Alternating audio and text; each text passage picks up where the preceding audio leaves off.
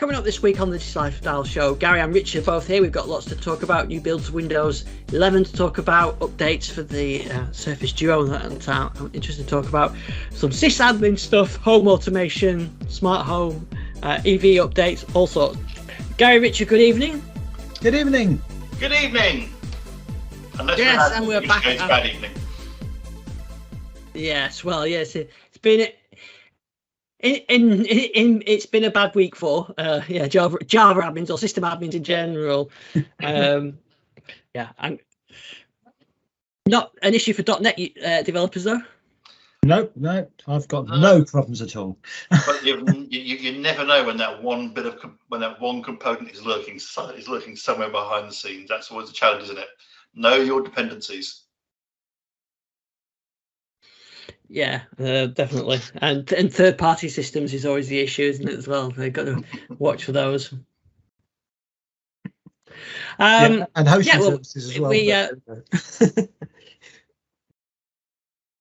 Hosting services, as well. I actually did check mine and think, do I use it? I don't know. I don't think so, but I don't. What are we talking about here, Richard? Well, this is the recently discovered vulnerability in a very popular Java-based logging component. I'm going to actually hand over to Garry for this because it's a developer corner. So, and I don't crack much code. I know Garry doesn't go near much Java code, but I'm sure he's very much aware of what this is. Yeah, so it's a flaw in a thing called log4j, which is basically probably the most commonly used logging utility for Java. I mean, so many platforms use it. So it's really, and it's a really nasty vulnerability as well, because most times you can protect yourself by having authentication or having some sort of protection on your logins or whatever, or you can block certain bits of traffic. But this one is so easy to mask how you're getting into it. It bypasses it. It's pre-authentication, the vulnerability. It's just really nasty, and it's already been exploited as well. I mean, I would not want to be a system admin at the moment. This is just so tricky. I mean, one of my friends who is a MVP in this area of the world, and also does a lot of Java stuff as well, said that the first thing he would do is phone the board.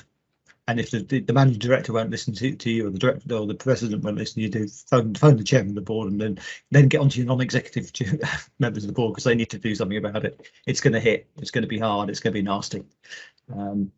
So this actually affects things like, and you probably use one of these, I suspect, Steam. Steam is affected by this. Apple iCloud is affected by this. Minecraft is affected by this.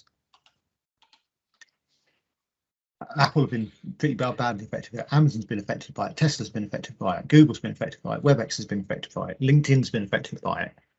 So there's a lot of areas where these has been really majorly affected. I mean, if you've got Minecraft Java Edition on your computer, it's probably a good idea to uninstall it at the moment until the update's out, or at least do the update, which I think they're releasing today. So Garry, I mean, this is basically a logging component. I mean, how can it be exploited in this way? It seems it just logs stuff. I mean, how is it being used to execute code? Well, a lot of logging stuff actually has external routes to show you where the logs are. So they've kind of exploited that bit of it, the way the log comes. So a lot of times when you do logging in an application, you push it back to the developer wants to know what those logs are, and there's ways to get the logs out, and they've basically exploited that part of the system. And I'm not going to go into details how you can, because it's so easy. Probably an 8-year-old could do it. Probably I could have done it when I was 8 anyway. And I'm not going to go into details of how you do it, but it is really easy to get through this. So it's going to be exploited. It really is going to be exploited, this one. It's the worst type of problem. It's easily exploited, and it's very, very powerful in terms of what you could do with it once you've exploited it. You basically can gain full access to systems, isn't it? So yeah, it's not good. Happy Christmas, admins. Yes, yeah. Christmas is cancelled for most admins, I think. I I know a lot of companies have been patching it today and or over the weekend, really, haven't they? So the patches are there now, aren't they? You've just got to get round all the various systems. Yeah.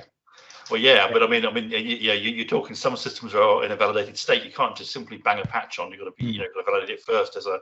I would not want to be in admin right now going through fixing all these systems and also finding where this component is being used. It's like, my goodness me, what a job. What I would also say, as for our audience, check your routers. Are there any uploads of firmware updates for them? Because a lot of those use Log4j. And I suppose a lot of home automation, the Java-based home automation systems use it. Yeah. So potentially your home router could be vulnerable, which might be an attack vector for people. I mean, this, as I say, this is so easy to exploit that you can see there'll be cloud bots out there trying to find vulnerabilities everywhere. So I think it definitely look to see if your router manufacturers issued an update. I recommend everyone should go driving around in a Mark 1 Golf because I can guarantee my ancient Golf will be fine. I think what's the there's quite a few Java home automation systems, aren't there? That I would imagine that this system is going to be at least used by some of them. Yes. Yeah. Yeah. So definitely, as always, you just have to get sure you get your patches updated. And this is one where for the Windows system admin is looking over at the Java admin saying, well, we do our patches, don't we? Yeah. So. Yeah, an interesting one, but it's not really our normal stuff. But I think it is interesting that, like you said, Amazon and others, and you could be using some third-party solution on your home automation system, and it could definitely be affected by this. Well, I was to say the router is vulnerable, and I've noticed today. I mean, this may not be maybe completely unrelated, but I've had 2 firmware updates for my Deco. Mesh network come through today, so I mean that might be completely unrelated, but it's certainly interesting that's happening. Yeah, I mean, I guess the majority of modern routers will probably auto update, won't they? They get the firmware pushed out and they'll do a mystery reboot overnight. Yeah. Modern ones will update automatically. I think it'll be the older ones which are particularly vulnerable, especially since they don't tend to do firmware updates for older devices. Well, this is one of the real issues, isn't it? Where particularly IoT kit just falls out of support over time, and then a flapping rat hole like this is found, and there is no way to patch it or update it. It is a genuine concern. Yeah, that's an issue. Yep. So anyway, I'm glad I'm not running Java tonight on my system here. But yeah, and it makes a change from it being a Windows printer vulnerability. Yeah, I mean, can we just go for it? I don't think it's not Java per se that's vulnerable. No. It's particularly Taylor's components being coded. I think that's the issue. Yeah. I mean, I should not to say that Java itself is stuff. I think it's this particular component and how it's being coded. I think it's worth drawing that line. Yeah, absolutely. I mean, Java itself is fairly. It can be very secure, and it is only where this logging component has been used. But unfortunately, this logging component is used everywhere. Yeah, it's everywhere. Yeah, So things to keep system admins busy this week. I've definitely seen I've had a few of our suppliers saying we're doing a reboot this afternoon. Yes, I know why. So what else have we got to talk about this week? Well, we've got new builds, we've got some updates for the Surface Duo, your phone, and some other stuff. I also want to, before we go too far, thank Brandon LeBlanc for joining us last week's show, a show we recorded a couple of weeks ago. I really enjoyed that chat with Brandon. There was some really good stuff in there about the Windows Insider Pro. So if you're not had a chance to listen to last week's show, make sure you check that out, because that was really interesting. There's some good positive feedback on that so far. Right, what else? Oh, of course, and if this time of year, isn't it, where everybody's putting their smart home systems up for your smart plugs? So have you got all your smart plugs set up with your Christmas decorations? I'm sure Gary has. I'm not sure about you, Richard. I'm not allowed to, no. Yeah. I've got a lot of these going at the moment. Well done. And I've got my routine set up. Your Christmas tree lights. Yeah, all set up, all on a Alexa routine. So you say it's Christmas and everything comes on, and you say cancel Christmas and everything goes off. I like the cancel Christmas bit. Is there a bar humbug bit as well where it detonates? Yeah, I did have an issue. I think it's this one, a Miros plug, where it dropped its network, and it would be the one that I put in the garage as well, controlling the outside light. So I had to go in the garage and bring that one in. So. Yeah, but they're all working. What I was just going to ask you, I'll mention is that you remember we talked about my Arlo camera. I wanted to get it on the Echo Show when there's motion at the front door. I set the routine up as you suggested with the by putting the show front door string into the app. That worked great. It does still say OK, which is a bit annoying. Yeah. So someone walks past the front door and goes OK. So I got that working, and then after about half an hour, I walked past the show in the kitchen. And it was showing the front door. I thought, there's no movement. And then I realised my little schoolboy error that I'd made there is that I got it to do so when motion was detected at the front door, it types it does show front door, which is great, but it never stops because the motion has stopped. But I've not told the show to stop showing the front door anymore. My idea was I was thinking it would do it for 5 minutes or the time of the motion, but of course it never does that because there's one trigger there isn't ever a trigger to stop. There's no more motion. So I tried to add a timer delay in, but it wouldn't let me do that. It would always said that the speech command has to be the last thing. So it does, yeah, it does have to be the last thing, which is a pain really. So the only way I can think is to create two routines. With a delay. Well, one thing that's just crossed my mind on that is I wonder if you can use the "and" word, which you can actually when you're talking to the A device, because you can say do this and do that, and maybe you can show the camera and trigger another routine, which is the one to do a timer and turn it off. Yeah, I'll try that. Because I thought I got this set up brilliantly because it wasn't saying OK either because there was no motion.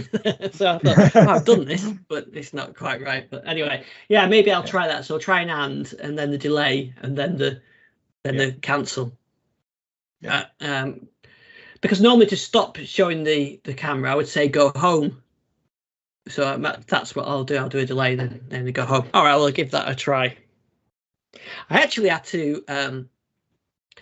Do a factory reset on the it's not the show, but the small one, the dot, isn't it? No, not the dot. What's the one with the screen? The small the bedroom spot.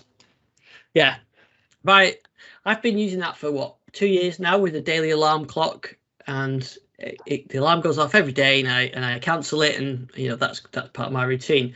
And for the last couple of weeks, it's just taken to stop giving the alarm, or it will briefly flash up on the screen because I've been awake at some times when I've watched it. It will briefly flash up with the alarms coming on and then just cancel itself, and I never get to hear it. So if you're actually sound asleep, it's the world's worst alarm, really, because it doesn't do anything. And I tried cancelling it, deleting the alarm, recreating it. So I had to use my phone as well, just because it's not been reliable.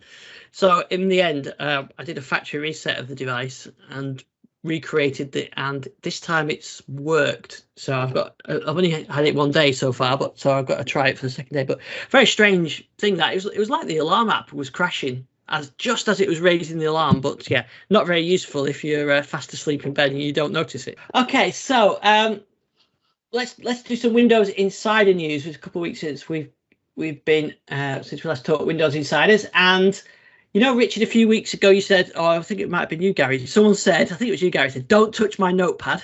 It would be me. Yeah. Don't touch my notepad, you said. Yeah. He said, I'll come round. I remember it was fairly strongly worded that don't touch my notepad. And guess what? They touched your notepad. Oh, gosh, haven't they? Why have they done this?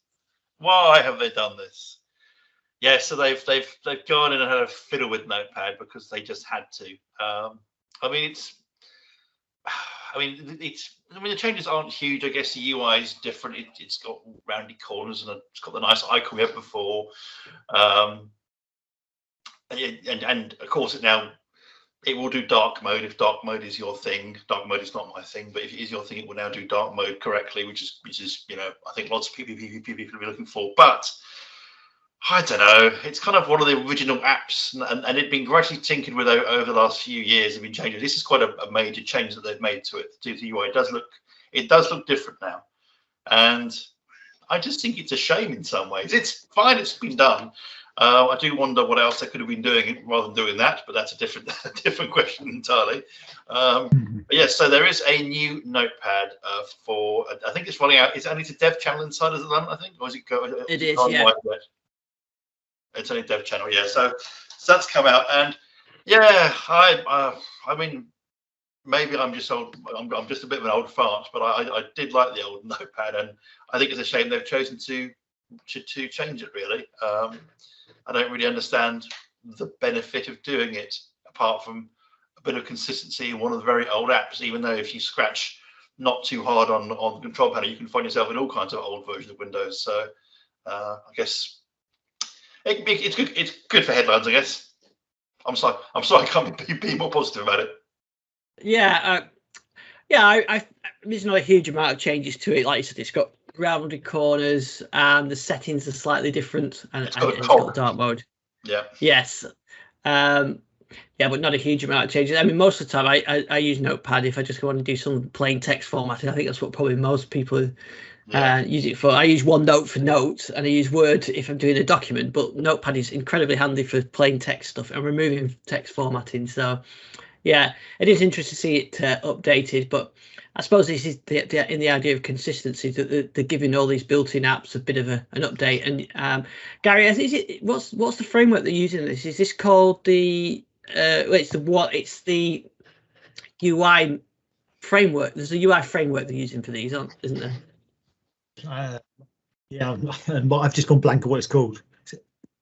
Oh, I can't. It's WinUI. Is it WinUI 3 or something? Something like that. Yeah. It's Project Reunion. Project Reunion as well. So I couldn't remember what they actually called it eventually. So they went through so many names. Yeah. And I don't really do desktop dev anymore. No, that's true. It's a bit of consistency, and they gave Paint a tweak, didn't they, a couple of weeks ago. I think what's more desperate for a redesign is the built-in mail app, but I believe that is in the works. But I've not seen that. I sort of give up using that. I use the browser ones because it's a bit clunky, and it's essentially the Windows 8 one, isn't it? Still. Yeah, I mean, I think many people just use browser mail now for most things, and I mean, and to be honest, I mean, I'm surprised that they've not replaced it with the Outlook mobile app, because that's pretty good. Yeah, in fact, I've got on this Surface, I've got the Android version through the Android subsystem, and actually that works really well. There we go. Then there's a solution. Yeah, So it's a nice little. It's a nice little update, but it does. We said it's not major significance, but I suppose they are trying to be consistent and update all the apps on there. And also, we got a new build last week as well, because that was for Windows Insiders on the dev channel. Also on the dev channel, we got 22518. That's right, and they then did their usual thing of doing the mysterious cumulative update a few days later, which does nothing, to test out their servicing pipeline, which would be the most tested servicing pipeline in the world, because they're always doing it. Not fully sure what. So this is this came out, I think, on the 8th, wasn't it? So about kind of this time last week, and this I think the most notable thing in this build, I mean, there were a few things like Spotlight and widgets and things, but I think there were two things that caught my eye in this build. One was the fact it doesn't work on ARM64, so the 2 or 3 people that use ARM64 Windows machines, sadly, going to be not allowed to join the fun. And the other thing was they made a big thing about voice access and voice control, which didn't we have that with Cortana and stuff before, or is this? I mean, couldn't that have been developed to do more stuff, or is this Cortana by a different name? Actually, this is something slightly different. Cortana, it was more task-based. This is full, like OS control, isn't it? You can open Windows, you can Alt Tab, and whereas Cortana, you would say, compose an email, and whereas this is very much controllable. In fact, it's funny because I remember first playing with Creative. Oh, it was on the Sound Blaster, wasn't it? You had voice remote control. Sound Blaster in Windows 95, probably. It never quite worked properly, but in theory you could do that. So I actually was surprised and had forgotten that this wasn't built into the OS, and this is a relatively new thing. Yeah, I mean, I was quite surprised as well. I mean, I see it's only US English at the moment, but though one thing I was interested to see was it is all on-device speech recognition, so it's not going up to the cloud to do stuff. So Azure isn't doing this; it's actually happening inside Windows itself. So do we think this is something to do with the purchases of Nuance when they bought Nuance? Well, that's a very good question. I mean, Nuance in theory was being shunted into Azure. Nuance, this is, I guess, people of a certain age might remember Dragon from back in the day. Yes. But obviously, Nuance, that's Microsoft's big healthcare play, where it's a system that allows their healthcare system that allows physicians to, dictate notes or control things using their voices rather than having to sort of fill out, epic amounts of forms and things. So Microsoft, I think they pitched for them. They started a deal back in April, was it? I think, and it was something like a 19 billion cash purchase, which works out at I think 16 billion now. That's dollars, and I think that's currently going through. I mean, it was given the nod by the US authorities because it's their biggest purchase since LinkedIn. It's a big purchase. It's huge. I think it was given the nod by the US authorities back in June time. I think the EU is expected to let it go through next week, so I hear. And the UK's Competition and Markets Authority are now also looking into it as well. So I'm not sure it's directly related to Nuance because I mean, speech recognition has been in Windows for a while. Yeah, it has indeed, and they have got the Cortana stuff they could download to Windows if they wanted to. So yeah. So I'm not quite sure, what component is doing. I suspect probably not Nuance because I think Nuance that's driving people towards the cloud, whereas this is very much on device at the moment. Although Dragon, of course, was on device. Though, wasn't it famously they pulled support for Mac OS from Dragon, I think, a few years back too, which caused all kinds of ructions. But then now Apple's got Siri, so happy days. Yeah, it's I mean, it's great for accessibility, and no problems with that. I think it's it makes it. It's great, except it's English US. So I'm not quite sure how we cope with my accent or your accent, Ian. I don't know what you're talking about. Yes. I think it can if it can't manage a good old Lancashire accent, then it's not worth its salt. But yeah, it's good that it's got accessibility, but as someone who doesn't need that at the moment, I can't see how much I would actually be using it. I'm guessing you could use it, perhaps if your PC's the other side of the room and you want it to turn your music up or turn your music down. But we've had all this kind of thing with Cortana or Xbox voice control, and as fun as they are, you tend not to use them that much. So it's definitely good for accessibility. Exactly, as you said. I think the main beneficiaries. So the main beneficiaries are going to be those with accessibility needs. So I'm very pleased to see this going in from that point of view. I'm just trying to work out where it's come from and how new it is, because as I say, it seems there's been a lot of this kind of thing in Windows for a while, and yet they have made a big thing about it in this particular build. So I guess we'll see what happens next, how soon it makes its way to the beta channel, and also more importantly, languages outside of the US, because not everyone speaks with I mean, even in the US, I don't know how it handles the range of accents in the US as well. So there's a lot to do there. Yeah, it's like I said, it's interesting though. It's doing it on device rather than having to cloud base it, which makes it more dependable, I suppose, for when you've got connectivity issues and maybe security as well. And this is a good thing to be working on, as opposed to changing Notepad. So. There's another thing I spotted in the release notes that I thought you might like is they've made it easier to install the Windows subsystem for Linux.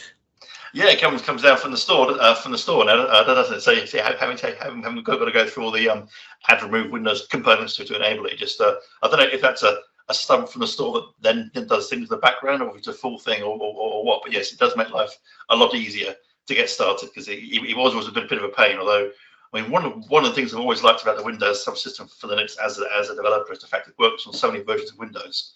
You know, all other editions. You don't need the big, scary, expensive enterprise version of Windows. It'll work on many more editions, which is great. So I think the more the merrier. Really, I'm looking forward to seeing what comes next there. Yeah, definitely. And the other thing that they introduced, which do you remember when Windows 10 got the news and interest feature, and we got the little weather thing that appeared without anybody particularly asking for it, or it appeared. And then, of course, Windows 11 it disappeared again, because now you've got the widgets have got the widget button in the taskbar next to the the search and all those buttons.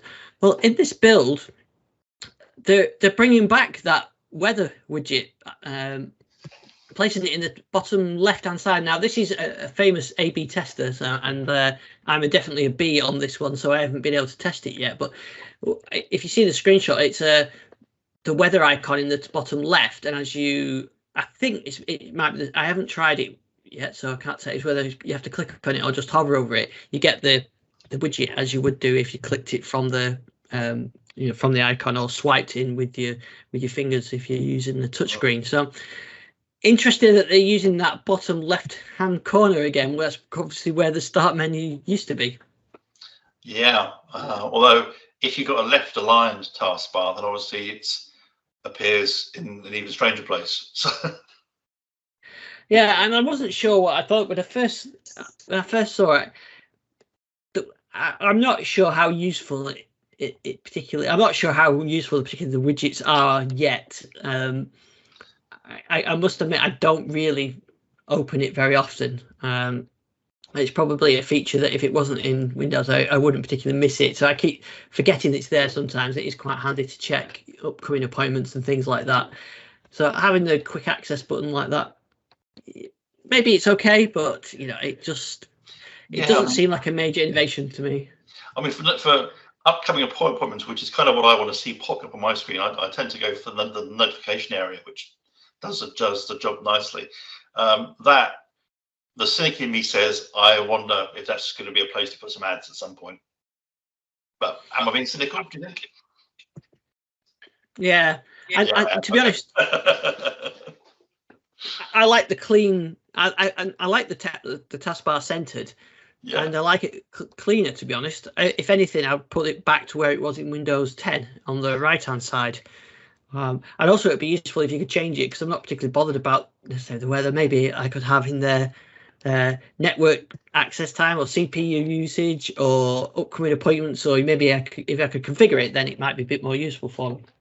Yeah, I mean, I think certainly some CPU information would get some bits and pieces from Task Manager in there would be handy, particularly since they made Task Manager harder to get at now.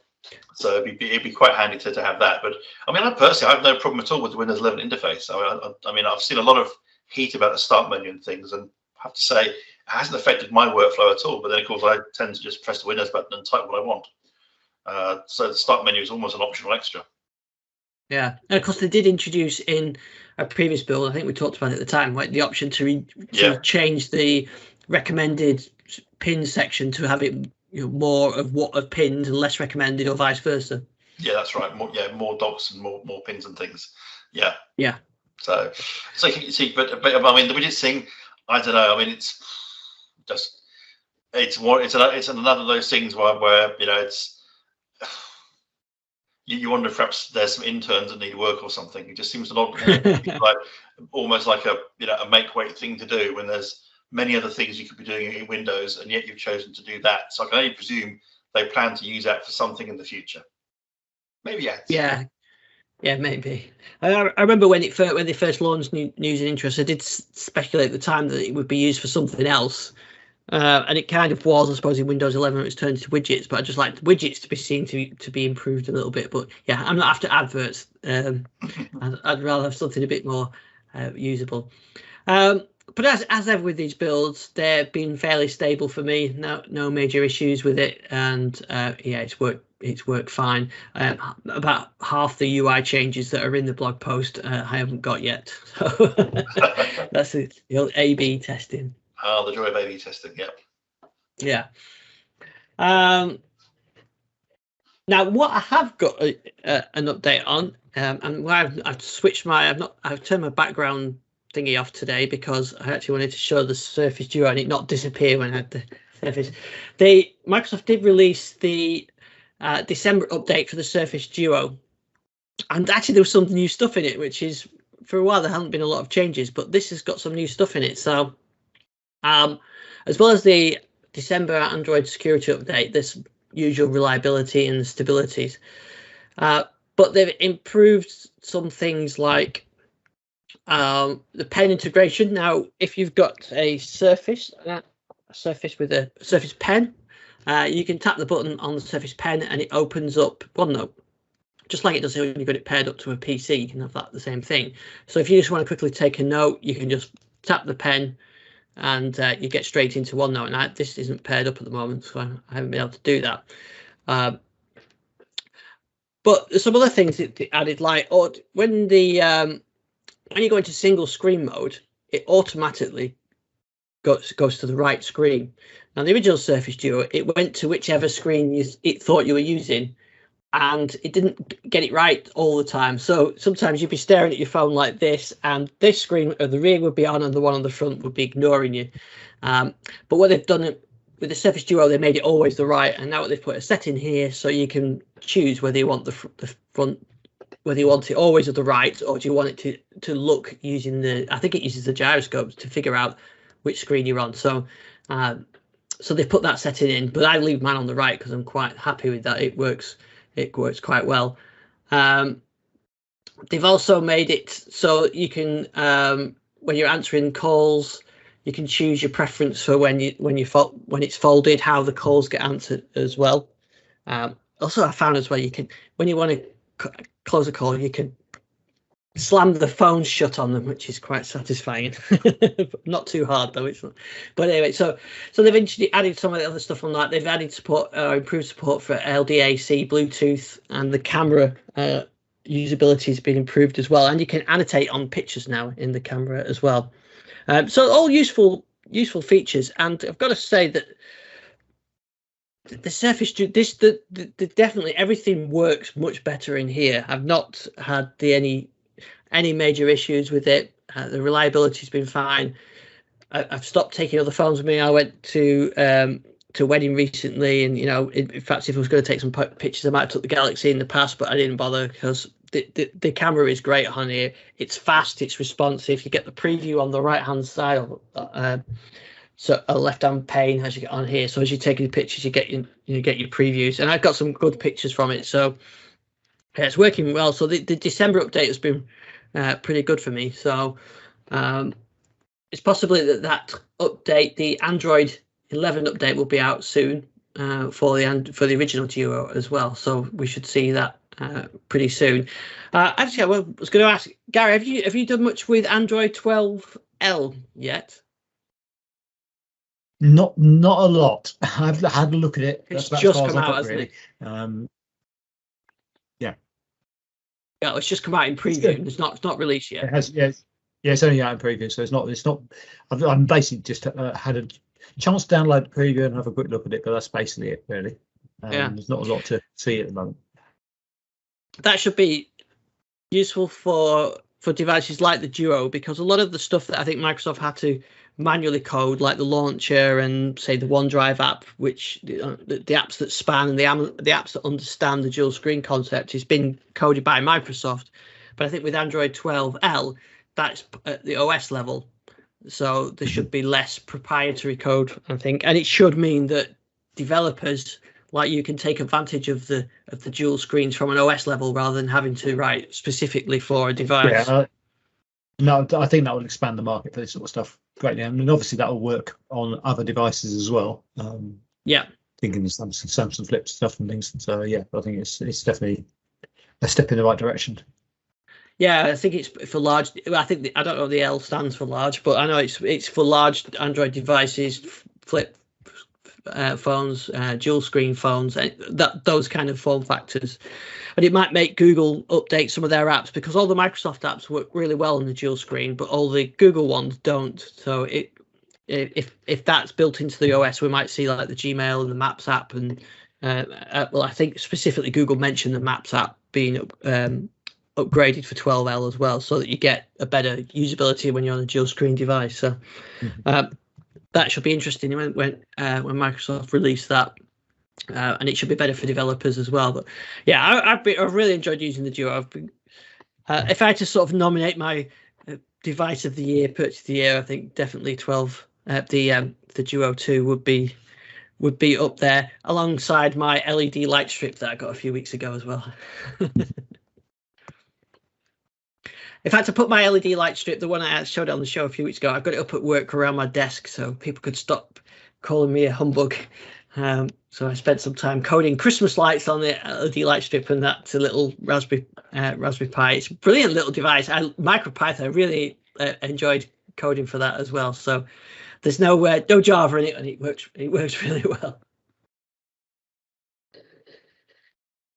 Oh, one other thing on the Surface Duo as well, Microsoft finally added back in, which I don't know why they'd removed it, but on the Duo 2 now you can have it paired up with your phone to multiple devices. For some reason on the Duo 2 it would only pair to one PC at a time, whereas other Android phones via your phone can have multiple devices, but that's back now as well. So the only thing they need to do now is add the app support in, so we can get that on there.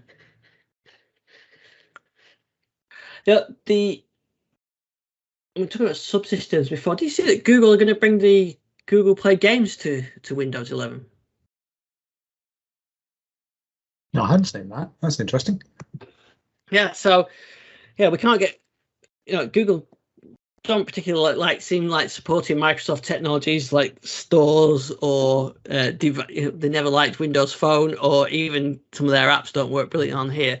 But yeah, they're bringing Google Play games, and they're not using the Linux, the Android subsystem. They're using their own technology. So I don't know how that's going to work, but I think they only announced it this week. But it'll mean that if you've got Google Play games that are currently available on Android, you'll be able to play them on Windows 11 somehow. But interesting to see what kind of emulation layer, because I guess that these are Android games, aren't they? That they're bringing over, but they're going to work directly in Windows 11.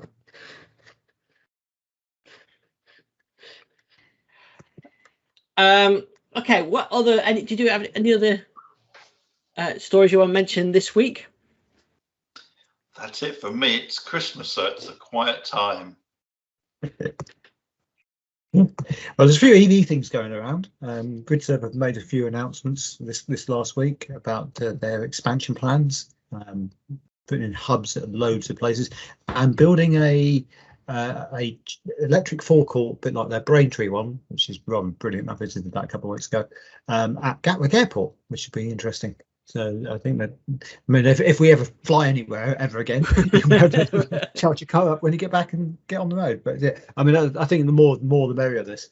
It's also been interesting to see that the Motor Fuel Group, who've got a brand called EV Power, has been really pushing out its shells. As I mentioned, I visited one up your neck of the woods, Ian, where they've basically got an electric forecourt with which just looks like a petrol station. It's got a car wash. It's got all the air is good, and it's got a shop. And they're saying that their business model works really well, because with long dwell times, people spend a lot of time in the shop spending money, which is they can still use the shop for the locals as well. So, and obviously they don't. There's not a huge profit to be made on actually selling fuel these days, but they can make much more money in the shop, which means they're actually aiming their cost of their electricity is cheaper than some others. Obviously, at the moment, the cost of electricity is a big issue anyway, and there's been a lot of price rises amongst the major EV charging networks, because they've struggled to keep things going with the wholesale price of electricity going up and up and up. Hopefully it'll start coming down again. But But some people like GridServe, MG, and that seem to have a better approach to how they can get the pricing. Power supplies from the solar farms they have, which is always a good part of their model. But yeah, that's been really interesting. I think the expansion can't come quick enough, but I do think MFG with their network of petrol stations around the country, if they convert more and more BEV as well, that's going to be only a good thing. It's going to start filling in some of those gaps where we have got charging desert still. And I certainly don't have range anxiety anymore with any of the cars I've been driving lately, but the certainly charger anxiety is still there. I think there's a lot of talk about whether there should be a regulator for EV chargers or sort of maybe make off gen regulate them a bit more, because maintenance is definitely proving a problem for them. I think there's been a real land grab to get chargers put in, and then particularly councils, they've got to grab the money from the government to put their chargers in, but then they haven't got any money to actually maintain them, so a lot of them are out of order, which is not good. But that's not, I mean, it's not the end of the world. I've said many a time you can charge at home most of the time, and there's usually enough chargers going around to actually make it workable. And certainly with some of the longer range cars coming out now, 200 plus is definitely doable. I mean, had a drive in the new MG ZS EV, the 2021 model, which is now a long range model of what was a pretty good car to start with. I mean, it used to have 140 mile range. It's now got a 280 mile range, and mod cons with just about 30k. Which is now, it's actually a really good price for cars. It seems crazy to say that 30k is a good price for a car compared to what it was a few years back, but it seems to be that's the way the market's gone. But that's a really good car, certainly up there in terms of the mod cons and everything. Few negative stories on the EV world, and this is component shortage stuff. I don't know if you noticed that some of the Renault vehicles have had a lot of their safety features stripped out, to the point where the new Renault Zoe, which used to be a 5-star safe car, actually got 0 stars on the NCAP rating recently. So yeah, this is being blamed on component shortages. They just can't get some of the stuff they need to do. So you can have a car, but you won't have any of the safety features, which does seem a very backward step. Yeah, definitely. Yeah. Sell it all. So that's a pretty nasty one. But so some good news, some bad news, some poor news. But yeah. We'll see, and I've got to make a decision on my new car fairly shortly, so I will reveal all at some point. Yes, and your thought process behind it, yeah, indeed. Yeah. Well, Richard's sticking with his Golf now, for his Mark 1 Golf now. Yeah, that's it. I'm staying as it is, right up until the point they make me put a battery in it. Which you probably could actually. Oh, you can do, yeah. You mean, I did the engine swap for the Audi engine back in about 5-6 years ago, and I know the builders involved have said they're not expecting to do any more engine swaps of that type after in the next 5 to 10 years. They're expecting most conversions to be electric. Certainly by the 2030s. Yeah, and I think we'll start to see where motors are producing a crate EV motor which just plugs in one of their block engines. So you take out your block engine and drop in an EV solution. And I think we'll see more and more of that coming out. I know Tata had something like that a few years back. They were proposing for the Indian market, just go in and replace all the car engine blocks with motors and a relatively small battery, had to be said at the time. Sometimes that's not a bad thing for city driving, because small batteries charge quicker. Yeah. Well, I think so. Next week it's it'll be our final show of the year. I'm guessing it's Christmas coming up in a couple of weeks, and then we'll take a Christmas break and we're back in the new year, I think. So I think, Richard, you're not actually here next week, are you? You know what? I don't know where I'm going to be. I should be in Cornwall, unless I'm having to, without wishing to mention the C word, isolate for some reason. Yeah. Oh, well, we'll see. We'll probably be back next week anyway for our final show of the year. So, Gary, where can we find you? You can find me at Garry WMA on Twitter. That's Garry with 2 R's, so I always say. Also Fascinating Tech, and we'll have our last minute gift guide up. It really will be last minute, coming out next Monday. It'll be, if you haven't managed to buy something for Christmas and you want to find something, we will have a few ideas, including this wonderful Colin KI box I was talking to you guys off camera about. Which is kind of cool. Full Android in your car. Just by plugging it into if you've got Apple CarPlay in your car, you can plug it in. The other nice thing is it actually gives you wireless Apple CarPlay and wireless Android Auto as well, if your car doesn't support all that. Can I attach it to the cloud-based big expensive. Yeah, that's the problem. You don't think you get away with that because you haven't even got a screen, have you? So I've got basically knobs that I twist and a little needle goes across the thing where it's got all the channels, and some big buttons you push to make the needle flick there by itself. It's lovely, really. Oh, those were the day. And there's not involved Java. Yeah. No Java involved. Listening to your 1988 Bros tape. Nothing wrong with Bros. Well, I know you're a big fan, yeah. And so, Richard, where can we find you and your car? You can find me extolling my love for Bros on Twitter at Richard_Speed. Excellent. Well, I'm at IS Dixon on Twitter. We should be back same time, same place next week. I'm going to go and fix another smart plug and get the rest of my Christmas lights on. See you next week. Good plan. Cheerio. Okay.